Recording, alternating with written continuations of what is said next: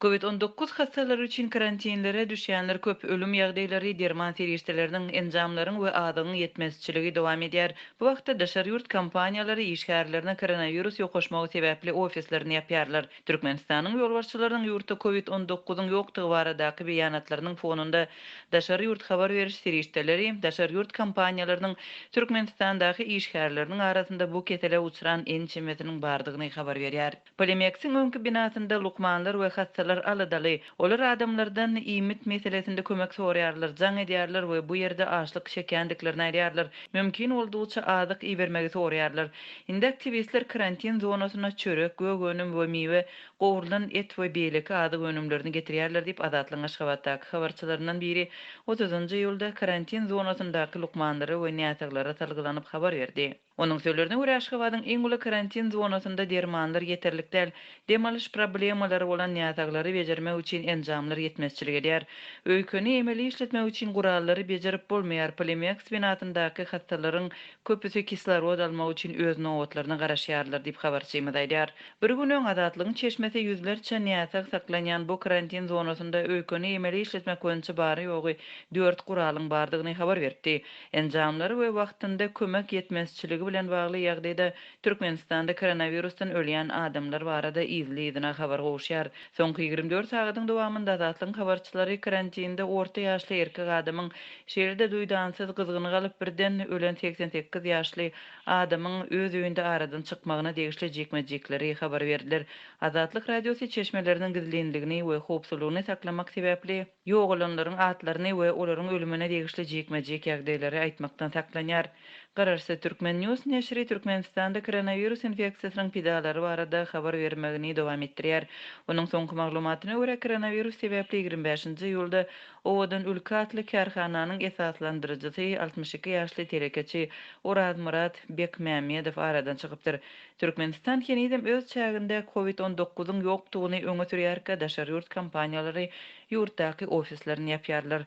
Upstream.online.com global newsgaz habarlar web saýtynyň maglumatyna görä Malaziýanyň Petronas kompaniýasy onuň gowragy şäheriniň Covid-19 boýunça testi oňy netije görkezden soň Türkmenistanyň paýtagty Aşgabatdaky baş edarasyny ýapypdyr.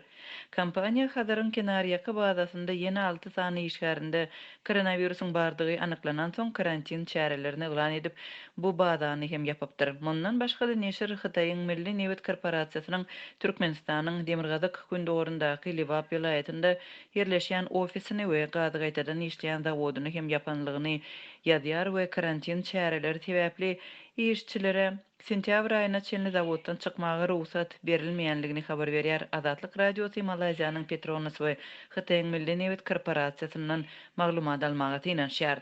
Türkmenistan ýurtda koronawirusyň hasaby alınmanlygyny aýdyp, soňky wagtda ilatdan ýüz maskalaryny takynmagy we fiziki distansiýany saklamagy talap etmek ýaly çärelerini geçirýär, emma olary öňüne alyş işler hökmünde häsiýetlendirýär.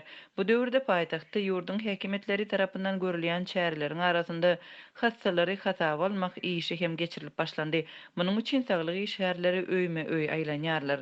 30-njy kiçi etrapçyda olaryň özleriniň aýdyşýaly 4-nji poliklinikadan 2 lukman, 2-nji poliklinika degişli jaýlara aýlanyp çykdylar. Olar A4 formatly sahypa hastalaryň we maşgaladaky adam sany we olaryň atlaryny şeýle beýleki maglumatlary ýazýarlar.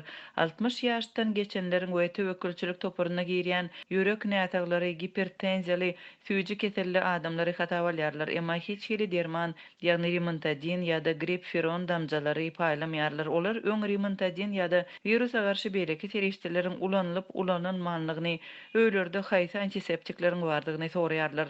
Şeýle de üzerlik tütetmegi we maska giýmegi maslahat berýärler. Gelenleriň özleri maskaly ýöne başga gorak enjamlary ýok. Olar ýol başçylarynyň iýerenligini aýdýarlar diýip Azatlyň Aşgabatdaky habarçylarynyň biri 30-njy ýylda gürrüň berdi. Habarçylarymyz soňky günlerde Aşgabatda üzerligiň tütedilmeginiň ýene-de badalandygyny habar berýärler. Oti bazarlarda we ýaşaýyş çaýlaryň howlularynda jemaat işgärleri ýakýarlar. Bazarlarda elhenç ýit bar, klor, üzerlik we başga bir zatlardan ýaňa dem almak mümkin däl diýip habarçymyz 30-njy ýylda gürrüň berdi.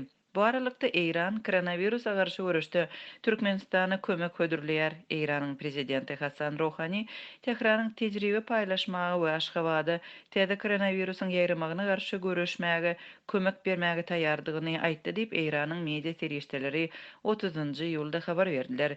Häzirki wagtda dünýäniň ähli ýurtlary koronawirusyň ýaýramagy bilen ýüz-ýüz bolýarlar we biz virusa garşy görüşde birek birege kömek etmelidir diýip Rohani aýdypdyr. Türkmen medeniýeti bu barada habar bermedi. Türkmen döwlet habarlar gullugy iki goňşy ýurdun ýolbaşçylarynyň arasynda 30-njy ýylda geçirilen telefon söhbetdeşligi barada çap eden maglumatynda koronavirus pandemiýasynyň aýratyn ara alynıp maslahatlaşylan mesele öwrülendigini we prezident Gurbanguly Berdimuhammedowyň Türkmenistanyň halkara jemgyýetçiliginiň COVID-19-a garşy alyp barýan tagalalaryny dogly goldaýandygyny aýdanlygyny habar berdi. Eýranyň prezidentiniň sözlerine görä, koronavirus epidemiýasy iki ýurdun arasyndaky sowda we ykdysady gatnaşyklaryň pese gaçmagyna sebäp bolupdyr.